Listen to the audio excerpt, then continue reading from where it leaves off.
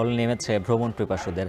তিল ধারণের ঠাঁই নেই হোটেল রিসোর্টে। এ নিয়ে বিস্তারিত জানাতে কক্সবাজার সৈকত থেকে যুক্ত আছেন মন্তোষ বেদজ্ঞ আর কুয়াকাটা থেকে জসিম পারভেজ। শুরুতেই কক্সবাজারে মন্তোষের কাছে যেতে চাই। মন্তোষ, জানাবেন পূজার ছুটিতে ভ্রমণ পিপাসুদের ঢল কেমন দেখছেন আর ব্যবসা বাণিজ্যে কতটা চাঙা হলো? উজ্জ্বল, সকাল থেকে আসলে পর্যটকের যে উপচে পড়া ভিড় সেটা আমরা সৈকতে দেখছি এবং কিছুক্ষণ আগে খানিকটা বৃষ্টি হয়েছে 10 মিনিটের মতো। সেই বৃষ্টিতে কিছুটা ভোগান্তি হলেও অনেক পর্যটক আমরা দেখেছি সেই বৃষ্টিটাকেও আসলে উপভোগ করেছেন এবং এই মুহূর্তে মেঘাচ্ছন্ন একটি পরিবেশ এবং সৈকত জুড়ে আসলে প্রচুর মানুষের উপস্থিতি। কেউ সৈকতে যখন বৃষ্টি হয়েছে তখন কিছু পর্যটক উঠে গিয়েছিলেন, এখন আবারও তারা কিন্তু সৈকতে নামছেন আমরা দেখছি।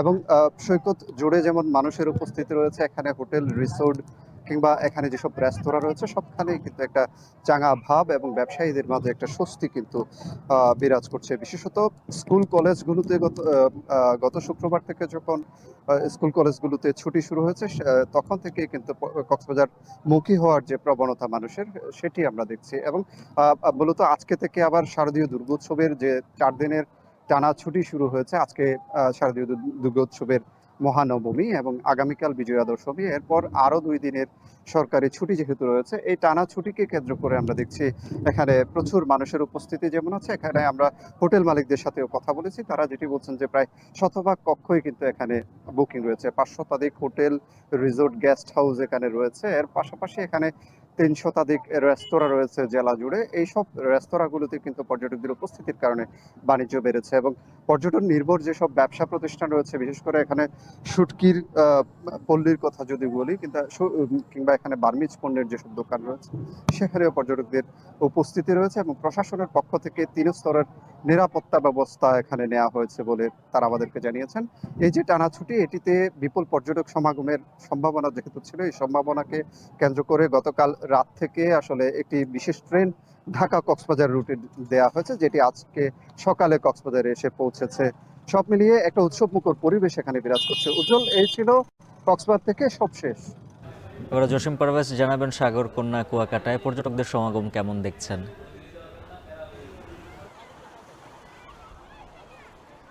আসলে এখন কিন্তু শারদীয় দুর্গা পূজা ও ছুটি উপলক্ষে দেশের বিভিন্ন স্থান থেকে দেশি বিদেশি এবং আঞ্চলিক লাখো পর্যটকের মিলন মেলায় পরিণত হয়েছে এই কুয়াকাটা সমুদ্র সৈকত। আপনি জানেন যে পদ্মা সেতু উদ্বোধনের পর থেকেই কিন্তু এই পর্যটন কেন্দ্র কুয়াকাটায় ধারাবাহিকভাবেই পর্যটক আসতে শুরু করেছে কুয়াকাটা।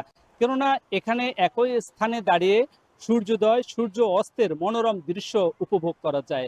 একই সঙ্গে এখানকার যে বন বনানী রয়েছে, লাল কাঁকড়ার বিচরণ রয়েছে এবং গভীর বঙ্গোপসাগরে জেগে ওঠা চর বিজয় রয়েছে এবং এখানকার যে সুন্দরবনের আদেলে যে ট্যাংরাগিরি বন রয়েছে, সে সকল বন বনানী এবং দর্শনীয় স্পটগুলোতে পর্যটকের বিচরণ এবং ঘোরাফেরাটা চোখে পড়ার মতো।